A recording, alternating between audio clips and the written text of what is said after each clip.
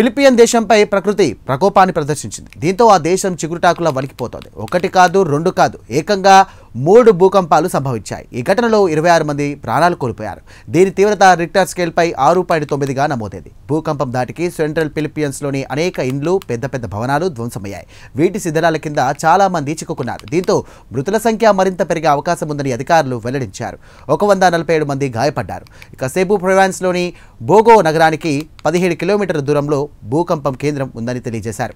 బోగో నగరంలో అత్యధికంగా 19 మంది మృతి చెందగా 119 మంది గాయపడ్డారు.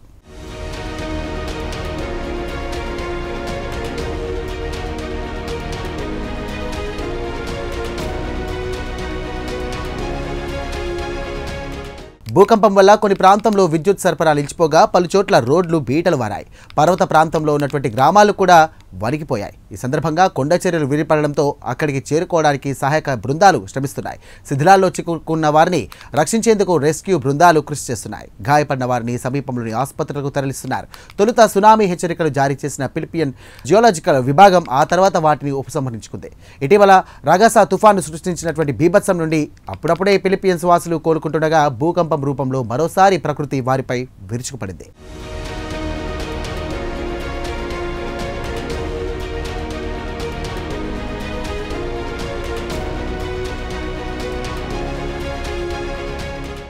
అయితే నిమిషాల వ్యవధిలోనే వరుసగా 3 భూకంపాలు సంభవించాయి. దీని తీవ్రత రిక్టర్ స్కేల్పై 6.9, 7.0, 7.0 వచ్చినట్టుగా అమెరికా జియోలాజికల్ సర్వే పేర్కొంది. దీంతో అలర్ట్ అయిన అక్కడి ప్రభుత్వం లేబే, సెబు, బెలిరాన్ తీర ప్రాంతాల ప్రజలను హెచ్చరించింది. అంతేకాదు సునామీ వచ్చే అవకాశం ఉందని కూడా హెచ్చరించింది. ఇక అమెరికా జియోలాజికల్ సర్వే వివరాల ప్రకారం ద్వీపం ఉత్తర చివరిలో ఉంటుంది బోగో నగరం. ఇక 90,000 జనాభా కలిగిన ఈ నగరంలో మొదట రాత్రి 10 గంటలకు భూకంపం సంభవించింది. ఈ ప్రాంతంలో 19 మంది మృతి చెందారు. భూకంపం దాటికి కొండ చర్యలు కూడా విరిగిపడ్డాయి. చాలా మంది గల్లంతయ్యారు. ఇక మరో భూకంపం బోహల్లో ప్రావిన్స్లోని కలాపే ప్రాంతానికి తూర్పు ఆగ్నేయంగా 11 కిలోమీటర్ల దూరంలో గుర్తించడం జరిగింది. ఈ పట్టణంలో 33,000 మంది ప్రజలు నివసిస్తుండగా అక్కడ ఎక్కువ నష్టం వాటిల్లింది.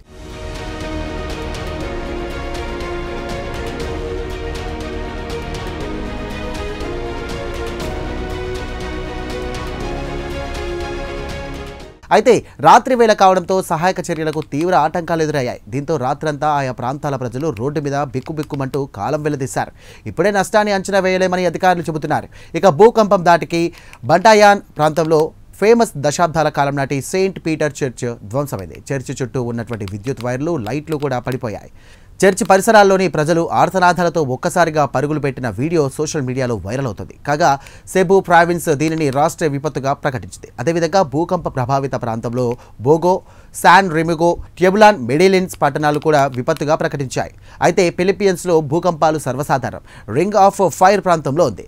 భూకంపాలు, సునామీలు, అగ్నిపర్వతాలు బద్దలవడం లాంటివి తరచూ ఈ ప్రాంతంలో జరుగుతుంటాయి.